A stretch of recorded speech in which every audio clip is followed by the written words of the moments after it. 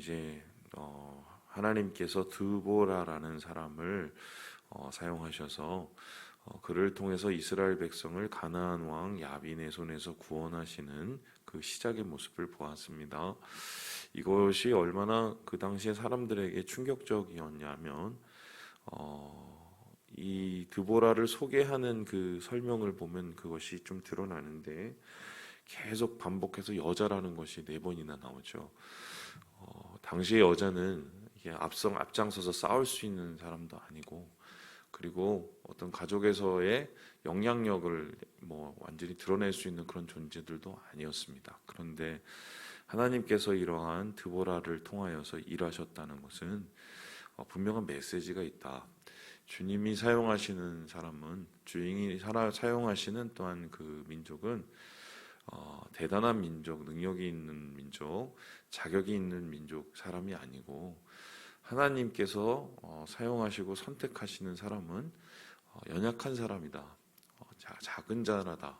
왜냐하면 작은 자와 약한 자를 들어 쓰셔서 하나님께서 주의 영광을 나타내시는데, 그래서 그 드보라라는 사람의 그 마음과 중심을 보시고 하나님께서 이스라엘 백성을 구원케 하신 게 아닌가. 어제 우리는 그 상황을 다시 한번 돌아보게 되었습니다. 오늘의 말씀은 그 이후의 이야기인데요. 실제적으로 그러면 이 싸움은 어떻게 진행이 되고 어떻게 결말이 냈는지 그 이야기가 등장합니다. 그런데 여러분 읽어보셨지만 좀 황당하게 시작이 돼서 황당하게 끝나죠. 시작은 거의 게임이 안 되는 시작이었어요.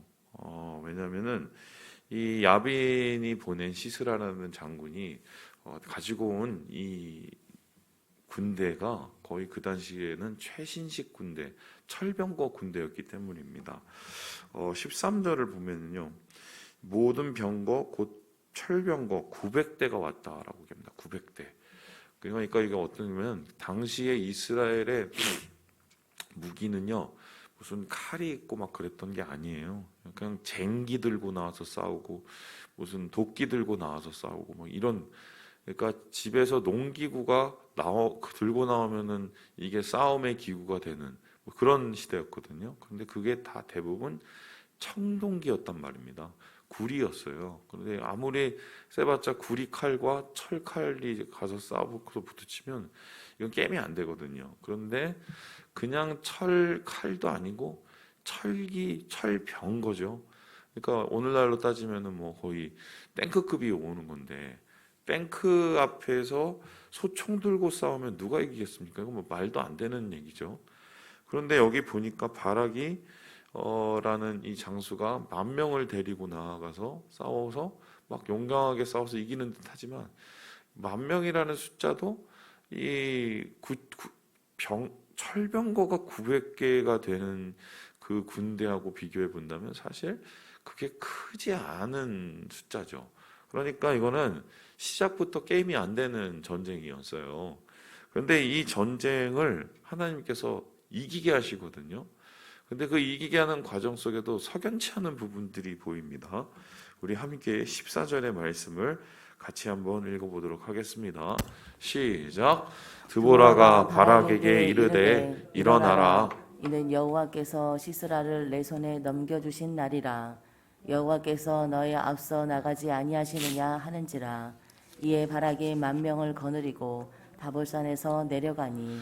여기 보니까 바락이 나올 때도 좀 뭔가 좀 이렇게 나오기 싫은데 나오는 듯한 그런 느낌이 들었지만, 싸울 때도 어떻게 해요? 그냥 떠밀리는 듯한 느낌이 들어요. 드보라가 바락에게 싸워 나가, 그러니까 겨우 그냥 등 떠밀려서 누가 나 밀어서 나왔어 뭐 이런 느낌이에요. 그래서 한마디로 좀 모습 속에서 이 능동적인 모습이 전혀 보이지 않지요. 근데 이런 모습에도 불구하고 어떻게 합니까? 무기도 안 돼. 그리고 장수도 좀 뭐 자신감이 없어. 백성들도 사실 뭐 그렇게 뭐 정예군도 아니야. 그런데 이긴단 말이죠. 이 전쟁을 이긴 거예요. 그러니까 이 전쟁을 이길 수밖에 없었던 이유는 이스라엘 백성에게 그 승리의 이유가 전혀 없었다는 것을 여기서 다시 한번 보게 되는 거죠. 근데 이 이야기는 또 거기서 끝나는 게 아니에요. 전쟁이 끝나기 위해선 결국 적장이 죽어야 되잖아요.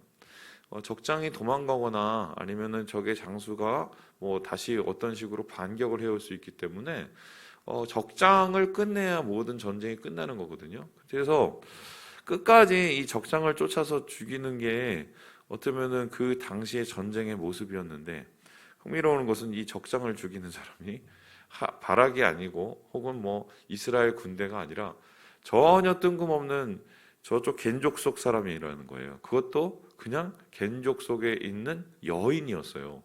우리 함께 17절의 말씀을 같이 한번 읽어보도록 합니다. 시작.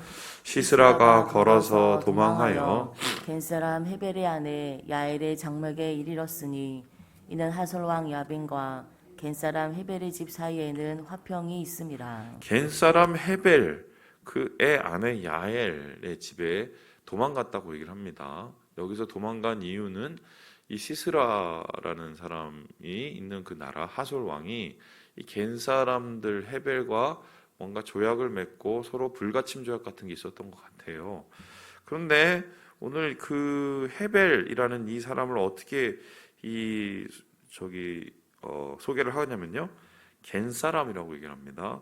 더 자세히 보기 위해서는 11절에 이미 나오는데요.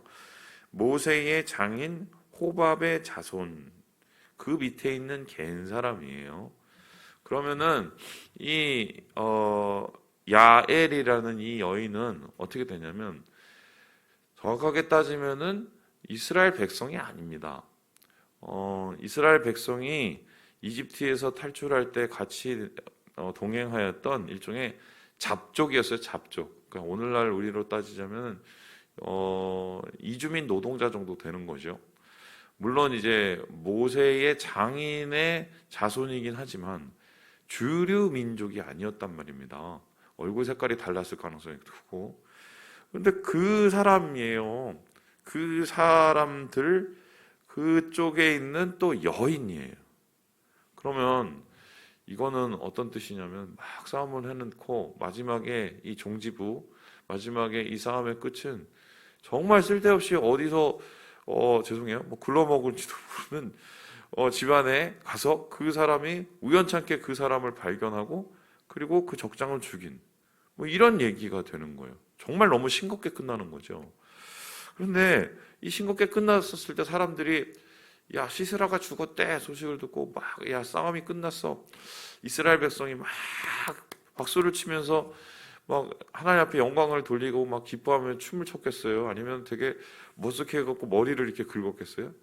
당연히 이게 머쓱한 거죠. 싸움의 끝 시작도 애매했고 끝도 이건 자기들이 원하는 그림이 아닌 전혀 다른 식으로 이 전쟁이 끝났기 때문에 결론적으로 이 전쟁에서 드러나는 것은 하나님이 하셨다 외에는 없는 거예요. 그러니까 전쟁의 시작도 끝도 하나님이 하셨다. 그래서 하나님이 내가 했다라는 것을 확실하게 이게 도장을 찍어주기 위해서 여인을 뽑으시고 겐 족속을 뽑으시고 그 안에 있는 또 겐 족속의 아내를 뽑으시고, 이런 식으로 하나님께서 이스라엘 백성에게 메시지를 하나씩 뚝뚝뚝뚝 던지는 거죠. 결론적으로 이 전쟁이 끝났었을 때 이스라엘 백성들은 그런 생각을 하지 않았겠습니까? 야, 우리가 죄를 짓고 우리가 하나님을 배신하고 그래서 이 꼴이 됐는데, 결론적으로 우리 능력으로 뭘 할 수 있는 게 아니라 하나님이 우리를 포기하지 않고 우리를 구원해 주시니까 이렇게 먹고 사는구나, 그 생각을 분명히 했을 거예요. 그래서 그들이 이 전쟁 끝에 무엇을 느꼈을까요? 아마 은혜라는 거, 이게 있는 게 은혜구나, 이긴 게 은혜구나, 이렇게 그냥 내가 서 있는 것 자체가 이게 은혜구나, 제대로 정신이 박혀 있는 사람이라면 그것을 느끼지 않았겠습니까? 그래서 이 전쟁의 용사이신 하나님, 이 전쟁의 주인이신 하나님이 자기 자신의 영광을 그대로 모습을 드러내는, 뭐 이것을 우리가 보게 된단 말입니다. 그래서 오늘 말씀을 보면서 우리가 느껴야 될 첫 번째는 뭐냐면, 내 능력으로 살지 말자예요. 예. 이 세상을 살아가다 보면 경험도 쌓이고 또 가진 것도 늘고 또 여러 가지 또 안전장치들이 많아져서 하다 보면 내 능력대로 뭔가를 하고 내 판단의 범위 안에서 그것을 가둬놓으려는 우리 생각들이 많아지죠. 그런데 그렇게 될 때마다 항상 변수라는 게 발견돼요. 그 변수 속에서 했던 게 그대로 되지 않는 뭐 그런 상황을 경험하게 되죠. 그때 우리는 우리 한계를 느끼게 됩니다. 근데 하나님께서 왜 그런 상황을 허락하시냐면 내 능력대로 살아가는 게 아니라는 걸 가르쳐 주시기 위함입니다. 특히 예수 믿는 사람은 내 능력대로 살아가는 게 아니에요. 세상은 그걸 운이라고 하죠. 우리는 운으로 사는 게 아니죠. 주님의 능력대로 삽니다. 주님의 능력을 쫓아서 하나님의 일하심을 쫓아서 살아가는 게 우리의 인생이에요. 그래서 오늘 이스라엘 백성들의 모습을 보면서 내 능력이 아니라 주님 능력으로 살아가야 되겠다는 것을 다시 한번 마음에 새기게 됩니다. 두 번째로 오늘 말씀 속에서 느껴지는 건 뭐냐면 하나님이 특별히 이 야엘이라는 이 여인을 사용한 이 배경인데요. 우리 함께 22절의 말씀을 한번 같이 읽어보도록 하죠. 22절의 말씀입니다. 시작. 바락이 시스라를 추격할 때에 야엘이 나가서 그를 맞아 그에게 이르되 오라 내가 찾는 그 사람을 내가 내게 보이리라 하매 바락이 그에게 들어가 보니 시스라가 엎드러져 죽었고 말뚝이 그의 관자놀이에 박혔더라.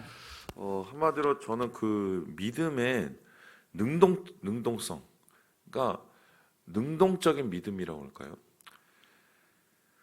그게 얼마나 중요한지를 다시 한번 깨닫게 되는 거죠. 지금 바락은 사람들 앞에서 칭찬을 뭐 완전히 100% 받지 못하고 전혀 이 땅속에 묻혀져 있었던 이 야엘이라는 여인을 이 사람들이 아마 박수를 받았을 거예요. 그 차이가 뭔지 보이시죠? 바락은 끝까지 이렇게 막 수동적으로 도망가려고 하고 안 싸우려고 하고, 근데 야엘은 시키지 않았는데 어떻게 해요? 도전을 하죠. 그리고 하나님 앞에서 이러한 전쟁을 끝낼 수 있는 그런 믿음의 모습을 보여요. 마치 이 여인 속에서 우리가 생각나는 몇 여인이 있죠. 기억나는 것은 이 여리고성을 점령했었을 때 라합이라는 여인 생각나시죠? 라합이라는 여인은 시키지도 않았는데 어떻게 합니까? 내가 당신들을 구해주고 또 당신들의 나라에 협조를 해줄 테니까 나의 가족을 구해달라고 능동적인 믿음을 보이잖아요. 믿음의 도전. 그것을 통해서 그의 가족과 또한 그가 하나님의 이 계보 안에 들어가게 되죠. 그래서 저는 좀 신앙생활도 마찬가지라고 생각하는데요. 이 떠밀려서 하는 신앙생활은 한계가 있어요. 항상 뭔가를 할 때는 제가 볼 때는 좀 열심을 낼 필요가 있다. 은혜는 하나님이 주시는 건 맞지만 은혜는 사모하는 자에게 더 크게 임하게 되는 거예요, 결론적으로. 그래서 오늘 이 야엘의 모습을 통해서 우리의 신앙이 좀 능동적이고 열정적인 것이 얼마나 필요한지를 다시 한번 깨닫게 되는 것입니다. 말씀을 마칩니다. 이렇게 전쟁은 멈춰졌습니다. 전쟁이 끝난 게 중요한 게 아니라 이 전투를 통해서 하나님이 던진 메시지가 중요합니다. 우리의 삶 속에서 어떤 문제가 해결되는 게 중요한 게 아니라 그 문제를 해결을 통해서 주시는 하나님의 메시지가 더 중요해요. 내 능력대로 살지 마시고 주님 안에서 열정적인 믿음을 다시 되찾는 우리 모든 형제 자매들 되시길 주님의 이름으로 축원합니다.